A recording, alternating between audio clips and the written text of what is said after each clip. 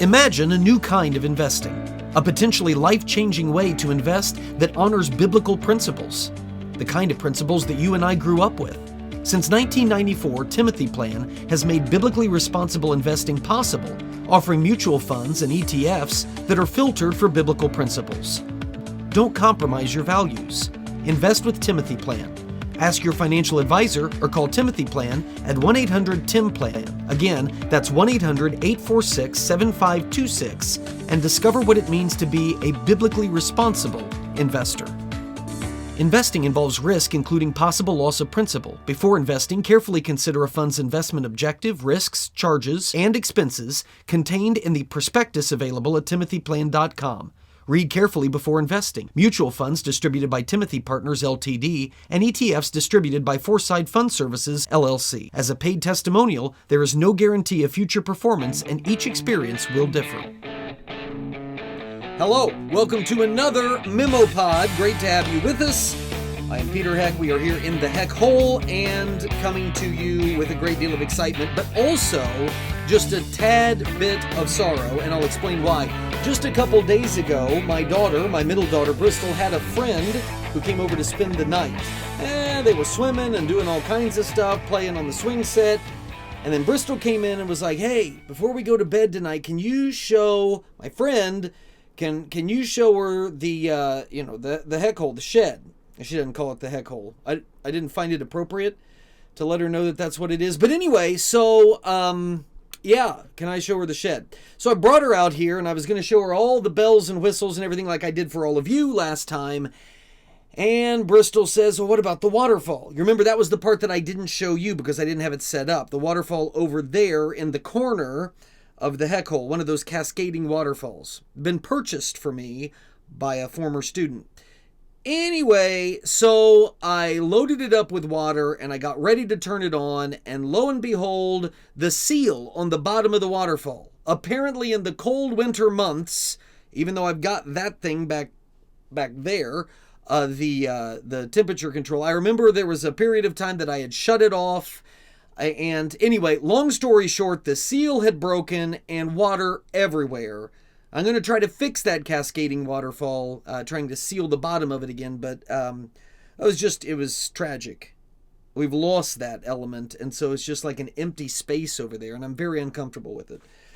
Anyway, welcome to the MemoPod. Thanks for those of you that have contributed your thoughts via the email inbox, which I want to remind you of. That is peter@peterheck.com. That's peter@peterheck.com.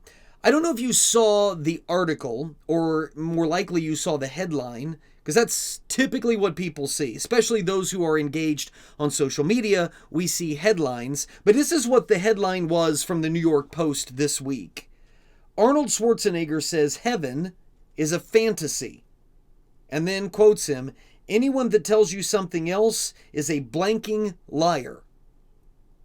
A blanking liar, and that would be the F word there. So a little disappointing, and I know that Arnold Schwarzenegger was kind of a California Republican, which means, not exactly a stalwart social conservative or really an economic conservative, but he is a Republican as far as Republicans go in the state of California.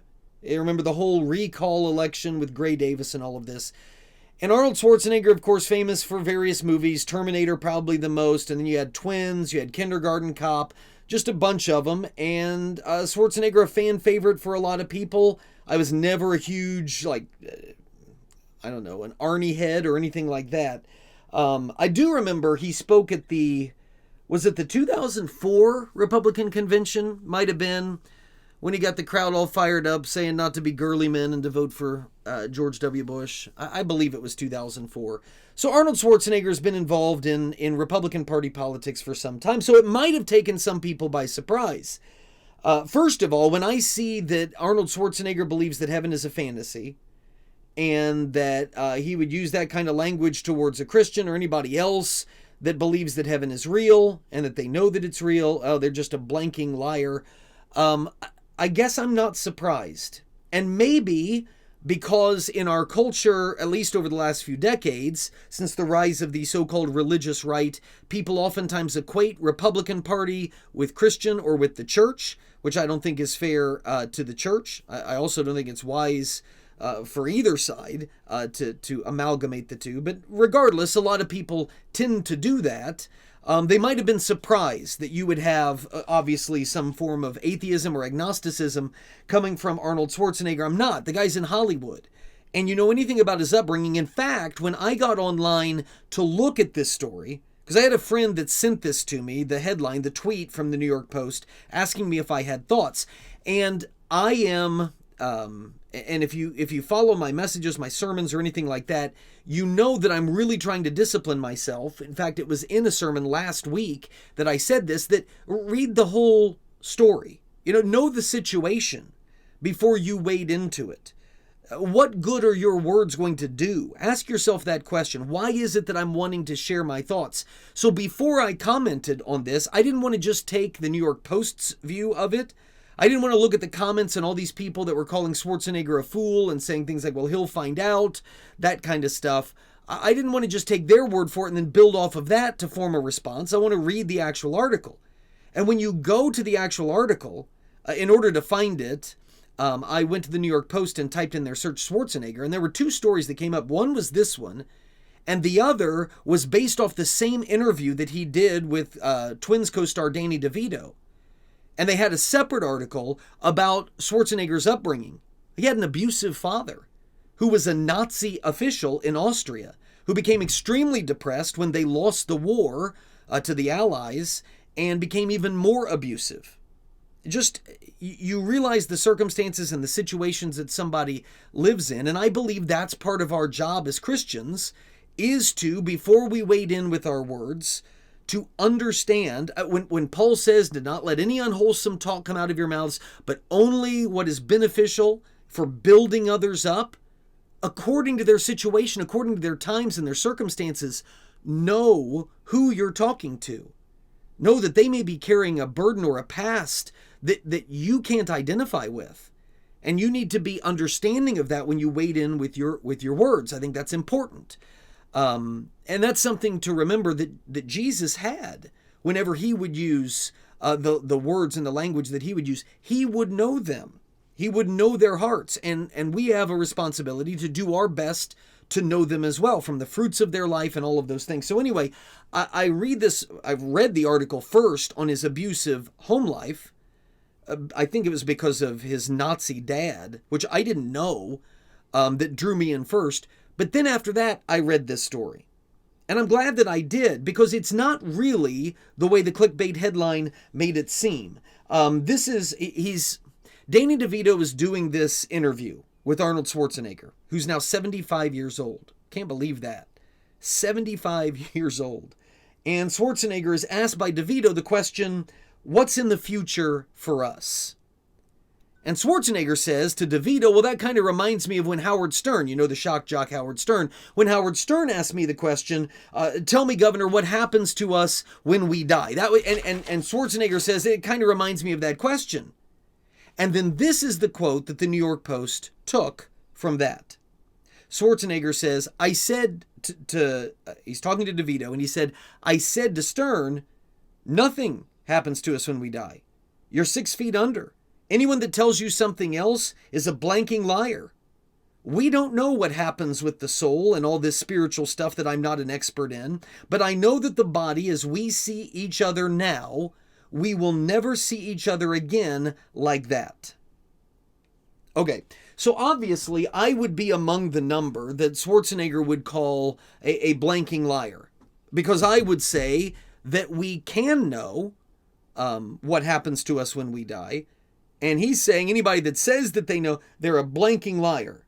I can tell you, and I don't know if this is that I'm mellowing in my old age. Could be.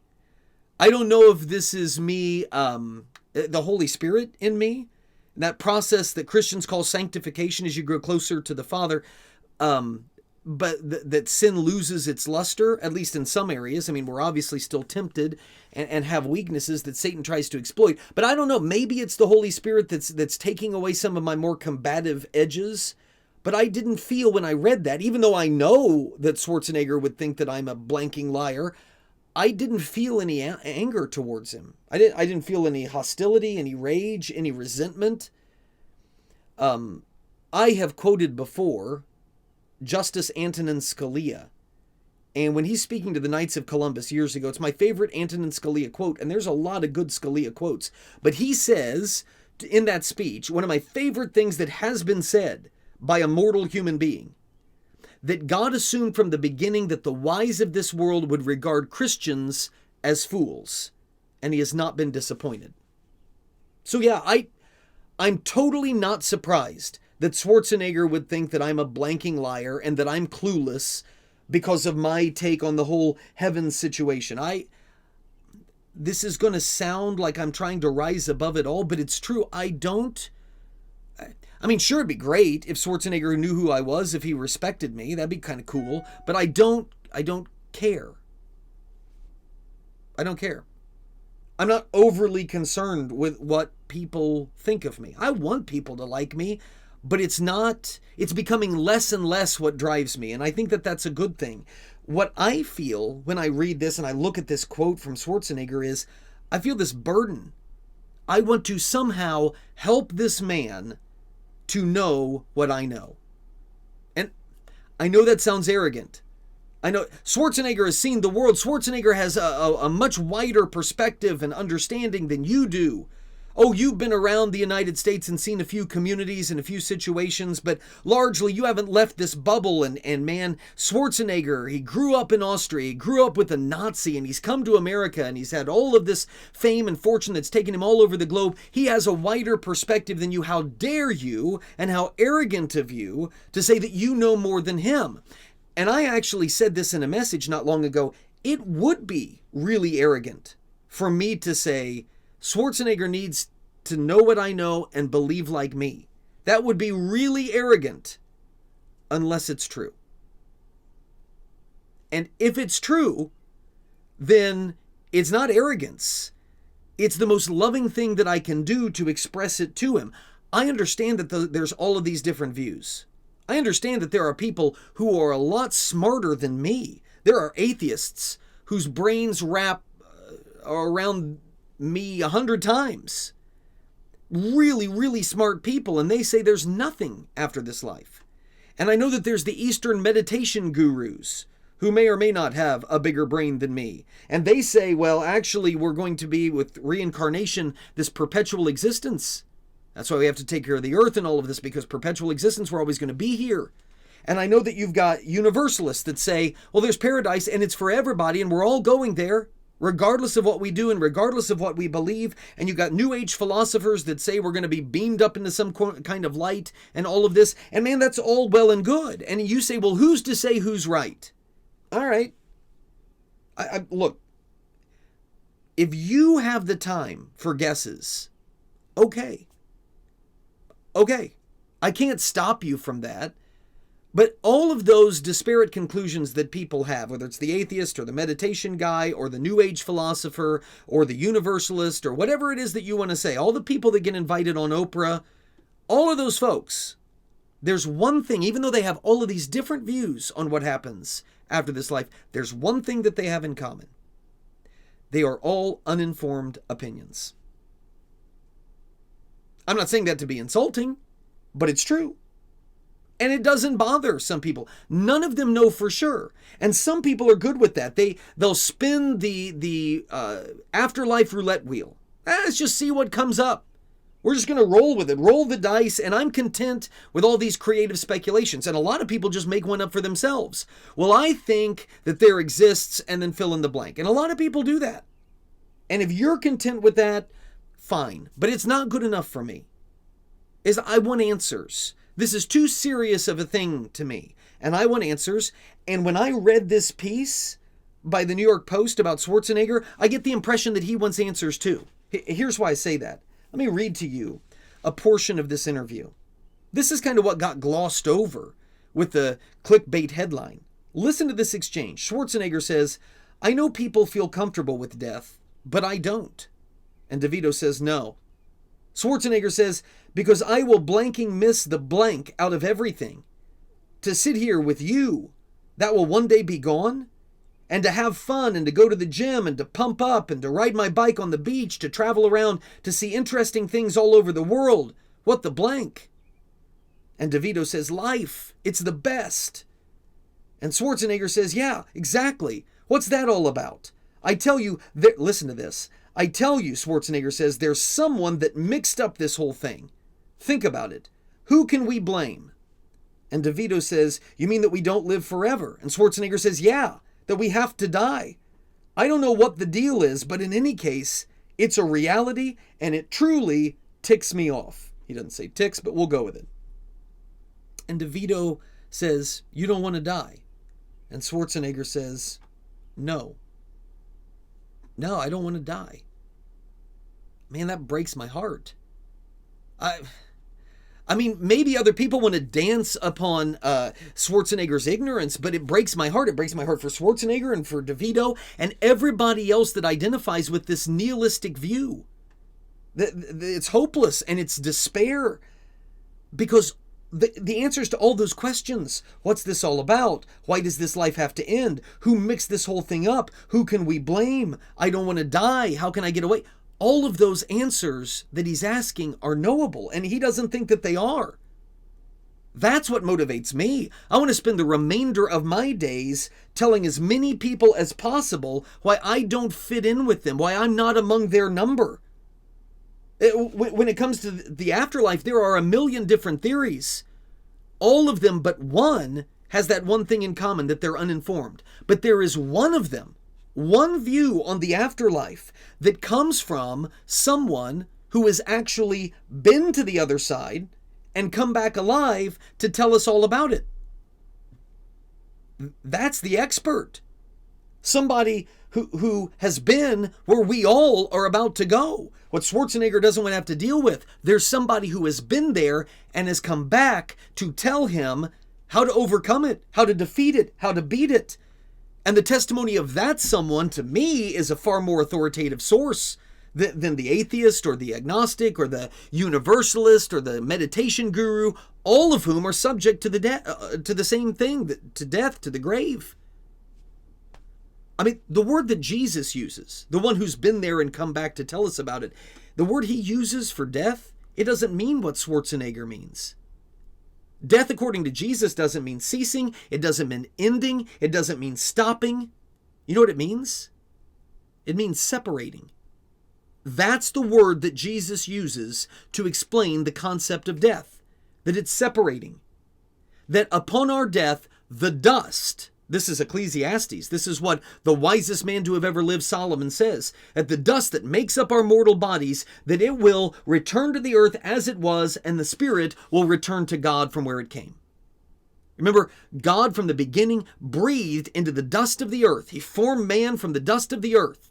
And that's what this is. And that's why when it's put in the ground, it will return to dust. But God breathed into it a spiritual life, a soul.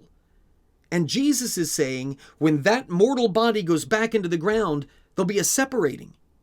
The mortal body will not live any longer, but the spiritual body will go on living. That's what he said when Martha was in the Gospels, when Martha is struggling with the death of her brother, Lazarus. And she's grieving the same way Arnold Schwarzenegger is already grieving the loss of his friends. You read that interview. He's really shaken by it. All these people that he loved that are gone. And what does Jesus say? Listen, I am the resurrection and the life. And anyone, the one who believes in me, will live, even if he dies. And everyone who lives and believes in me, listen, will never die. That's what he says. Look, you believe in me. I'm the resurrection. So when you separate, you put your confidence in me and your trust and your faith in me, you will never die. So yes, Mr. Schwarzenegger, you are right. Someone did mess this whole thing up. Someone is to blame for death and everything that we have to go through, and it was us. We're to blame. But your Creator, who breathed your soul into you, He has loved us enough to make it all right, to make it so that you can sit and talk to Danny DeVito for as long as you want to talk to him, in a place that is far more fun and far more interesting than this and the beach on your bike. So much more interesting than that. In Jesus, Arnold and anybody else who has his nihilistic view, in Jesus, you have nothing but sorrow to lose, and you have nothing but glory and eternity to gain. How can you resist that? That's my question. It's what I want to shout from the rooftops to the world. And if you do too, you can just say everything I just said to the people in your sphere of influence, or share this with them. I don't care. I want people to hear that. Because yes, Mr. Schwarzenegger, heaven is not a fantasy. It's real, and I want you to go. I really do. Would love your thoughts. Peter@peterheck.com. That's Peter@peterheck.com. As you know, here on the MemoPod, that is the free portion of the MemoPod. We have the extended portion of the MemoPod for our friends who are paid subscribers. I would love to have all of you as paid subscribers as we continue to try to learn how Christians should handle this faithless culture that we're living in, how we speak these kind of words to a lost and a dying culture. So we're going to take this break. And those of you who are paying subscribers, you're going to stick with us. And in the next segment, it's two really different things that I want to hit. I want to hit the debate over the dropping of the atomic bomb. Why did that just come up? Why was that on my mind? And why is that something that I want to bring up with you? I'll share that with you on the flip side. And also, I'm looking at the state of our political culture, and call me crazy. And some of you will. But I think heading into this election cycle that we know is going to be ugly, I think God is giving us Christians an incredible opportunity. I'm serious. I'll explain to you what it is and how we take advantage of it. That's in the second half here of the MemoPod for paid subscribers. Those of you who are free subscribers, thanks. Stick with us, or maybe upgrade, and then you can see the rest of it. But if not, I'll see you here next week for more MemoPod. Paid subscribers, hang tight. The Memo with Peter Heck.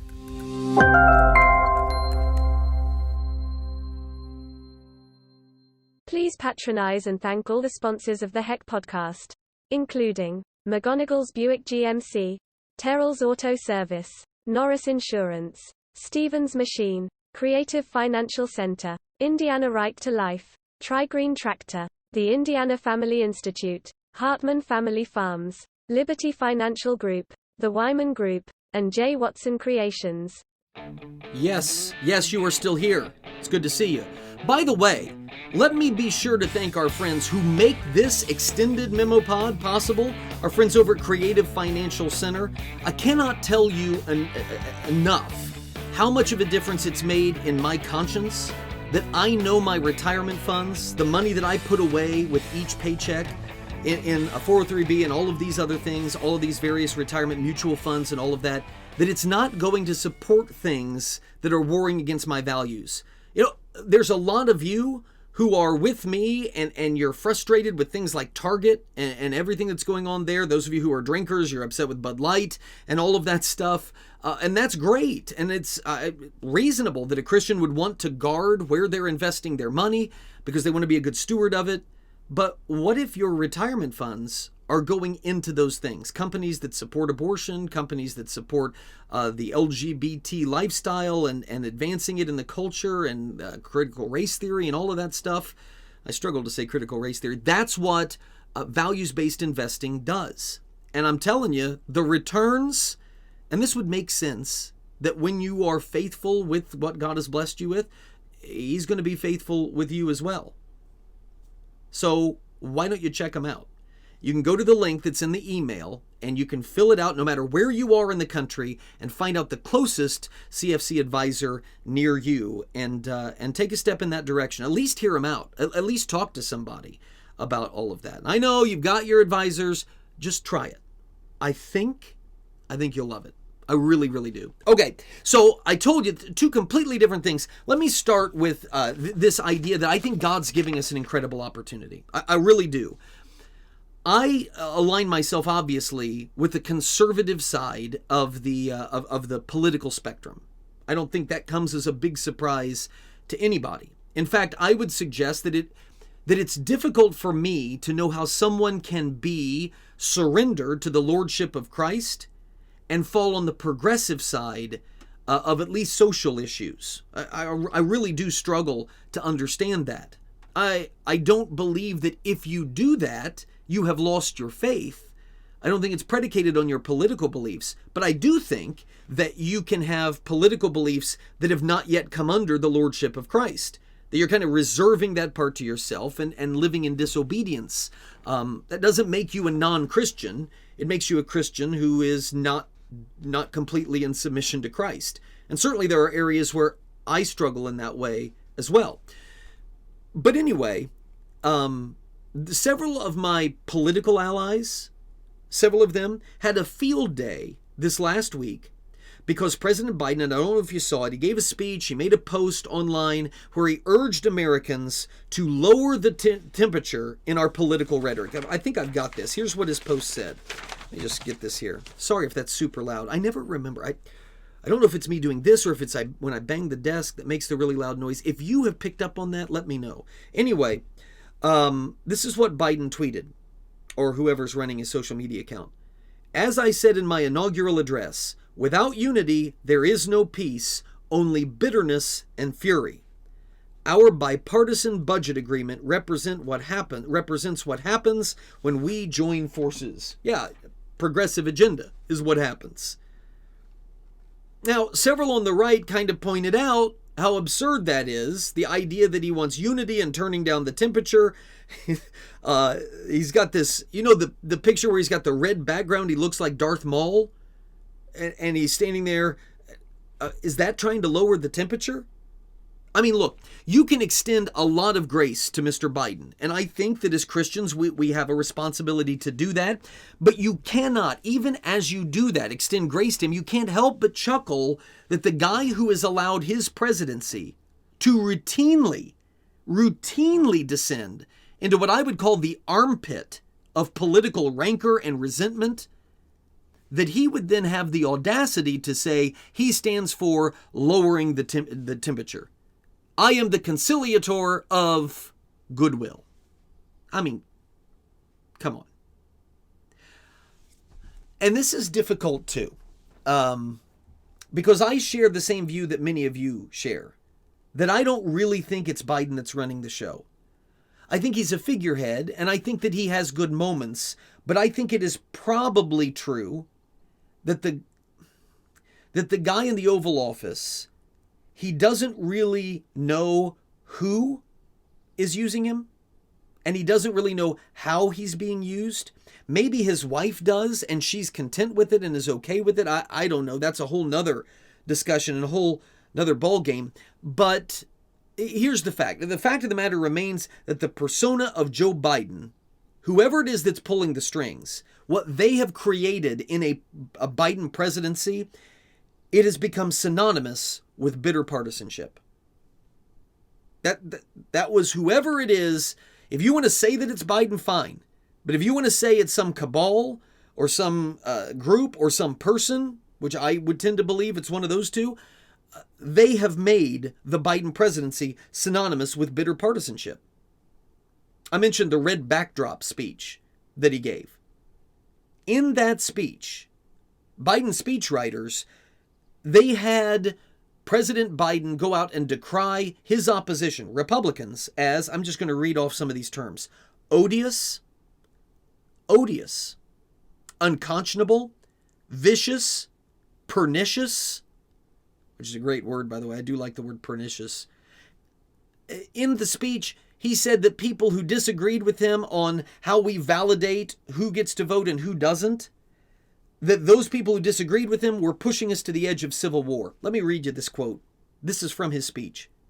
They, Republicans, promote authoritarian leaders. An authoritarian is a tyrant. So they promote tyrants, and they fan the flames of political violence that are a threat to our personal rights, to the pursuit of justice, to the rule of law, and to the very soul of this country. They're determined to take this country backwards. They embrace anger. They thrive on chaos. They live not in the light of truth, but in the shadow of lies. I mean, that's what Biden's saying in this. I'm sitting here reading. Now, look, I think fairness demands we say that it's not just Joe Biden that does that. And others will disagree with me, I am one who understands that politics has always been vicious. You can go back to the election of 1828, when you had Andrew Jackson going up against the incumbent presidency, John Quincy Adams. They hated each other.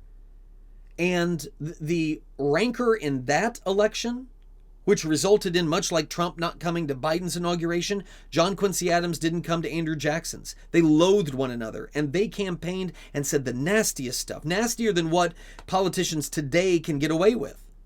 So I don't think it's ever been roses. But there was a desire that I think has been lost in recent years. A desire to show the dignity of political opposition, peaceful transition of power, respect, even if not always manifesting in the words, in the manner in which we conducted business in politics, a statesmanship that at least people felt that they needed to carry forward. Well, I noticed it disappear during the presidency of Barack Obama, and I think there's a reason for that, by the way. I think the reason for that was Barack Obama was a community agitator. That was his job. He cut his teeth. He wasn't this longtime statesman in D.C. He'd barely been in the Senate a couple years when he ran for president. Before that, he was a state legislator. But far more than that, he was a community agitator, the Saul Alinsky community organizing thing. And what do? As a community organizer, what is the strategy? You want to affect social change, so you get people whipped into a frenzy. In order to get them whipped into a frenzy, you have to find an enemy. And you isolate the enemy, you say awful things about the enemy, you ascribe to that enemy terrible motives, suggest to the people that you're whipping into a frenzy that those people will be the death of them, and that gets these people all fired up and they demand change. That's community organizing. Well, that's exactly what Barack Obama brought to the White House. It's what he brought to the country. Except his community that he was organizing was the Democrat Party, nationally speaking. And who was the enemy? The Republican Party. These evil people are racist and they're homophobic and they're transphobic, even though the trans stuff wasn't a big thing during Obama's term. These people are white supremacists and they're taking us backwards. You have to have that enemy to whip up the frenzy in your community, the Democrats, to exercise them to want to vote.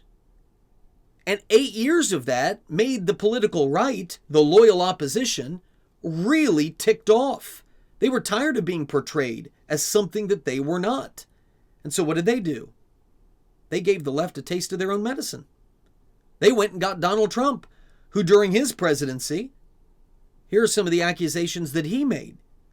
He called the Democrats horrendous people, sick, crooked, stupid, vicious, angry and deranged, very selfish, heartless, people who will destroy our country.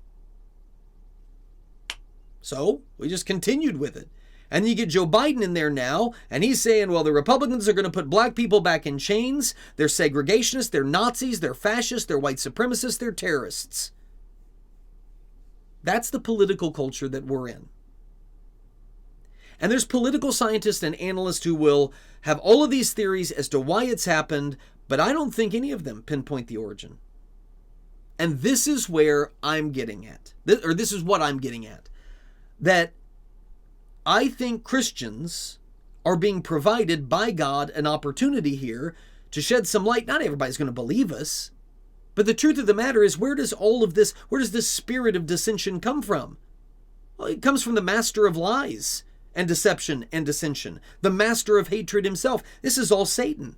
And he has effectively tempted our collective hearts as a people to embrace the mockery, to embrace the anger, to embrace the malice towards anybody that we disagree with. And social media he's used to inflame those passions to where we think, this is amazing to me, but we think, well, maybe if we own more people with our rhetoric, if we destroy more people with our rhetoric, then we'll unite the country.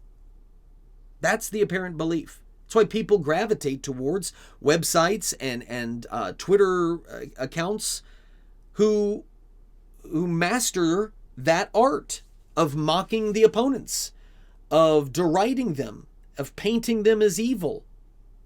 It appeals to that dark side of our hearts, and we all go down that path. The fruit of that approach is all around us. It's in the bitterness and the rancor and the resentment that we see. And I'm suggesting to you that Christians, if we're paying attention, what is our ultimate goal? To win elections? Or as Christians, are we to be more shrewd as snakes? To use the circumstances around us to complete our mission, which isn't really to win elections. What is our goal, our objective? To make disciples of Jesus. Well, how are you going to make disciples of Jesus? Maybe in the midst of anger, in the midst of rage, in the midst of bitterness that people get really tired of, demonstrating something else. Being completely different than what everyone sees in the culture. So that the people who don't want to live with the rage and the anger all the time realize there's a community out there that they don't live that way. Maybe God is providing us in this upcoming election cycle when it's going to get bitter and ugly. Maybe He's giving us this incredible, unique cultural movement and moment, I should say, to distinguish ourselves, to bring Him glory by doing what? Maybe by using words that even when we're in disagreement, do what the Apostle Paul says. Builds others up according to their needs. Thinking about other people. We don't suggest, we're not passive, we're not permissive, we're not afraid to say that wrong is wrong, but the way that we approach what is wrong is radically different than the rest of the world. That when we talk to people about what is wrong, we offer them what we think will be better for them. Look, yes, I believe what you're doing is wrong, but here's why. Here's what I think would be better for you. That doesn't mean they're going to accept it, but they can see what my heart is. Confrontations that first and foremost look at the other person that we're confronting as someone who is fearfully and wonderfully made in the image of God. You go into it with that perspective, beings that bear the image of the Almighty God that you need to treat with that respect, you totally change your tone than what you see in the culture. What if we're people that don't see our role as conquerors who go out and conquer so that Jesus can reign in the culture, but instead we go out as messengers proclaiming that Jesus has already conquered and Jesus already reigns? What about that perspective? Now, again, I know what the world will say, and there's a lot of Christians who will listen to the world. The world will say, well, you don't win elections like that. You're making yourself a doormat, which is totally not true. You got to play cutthroat. You got to fight fire with fire. I wholeheartedly disagree, and here's why. Because when you say you should fight fire with fire, another way of saying that is you ought to fight worldly methods through worldly methods. They're going to punch, you need to punch back. But that isn't what Jesus taught. And if I'm to model myself after Jesus, listen, Jesus did not defeat sin through worldly methods. And I don't think, if sin is at the root of everything that's going on in our culture, and I think that it's obvious that it is, and we Christians know that, then we need to understand you're not going to defeat sin through worldly methods any more than Jesus did. Why shouldn't we try a different approach? Your thoughts welcome on that. It's peter@peterheck.com is the email address, peter@peterheck.com. Okay, now, totally different. I'm going to tell you right now, if you are on social media, if you're on Twitter specifically, there is an account that you need to follow. It is called Real-Time WW2. It's not the number 2, it's the II. Okay? That's what you would type into the search bar. Real-Time WW2. I found this a few years ago, and what it does, like World War II, let's say, I don't know the years that they go because depending on what country you're talking about, World War II started earlier than other places. You can go back as early as 1937, but I think this account is 1939 through 1945 when the war ends. So 2 years before the U.S. becomes involved, all the way through, like you got the invasion of Poland, all the way up to 1945 with the surrender of Japan. And what they do is, each day of the war, so let's say it starts today, real-time World War II starts today, then like if this was their launch point when the Germans invade Poland, okay, and I'm just using that, I don't really know where they start, but let's say it happened on this day in 1939, they tweet and send out tweets like updates of what's happening in World War II on that day. So then tomorrow they would be talking about how much of Poland has been run over, and Poland collapses in a few days. So they will talk in whatever day that is that Poland officially collapses and comes under Nazi and Soviet rule. And then when the Soviets invade with Barbarossa, invade the Soviet Union, they will, did I say that? The Germans invade the Soviet Union. They will announce that as well. So they tweet as though Twitter was around during World War II. And they do it for 6 straight years until the surrender of the Japanese. And then they'll start over again. So I've been following this account, and they are up to 1945, okay? And in 1945, I just saw this, they just made the posts on their Twitter account about the approval of the plans that our Navy had for the expected invasion of Japan. A lot of people, I think, maybe have forgotten their World War II history. They forget. Whenever we talk about the atomic bomb and all of that stuff, they forget that the atomic bomb was super secret.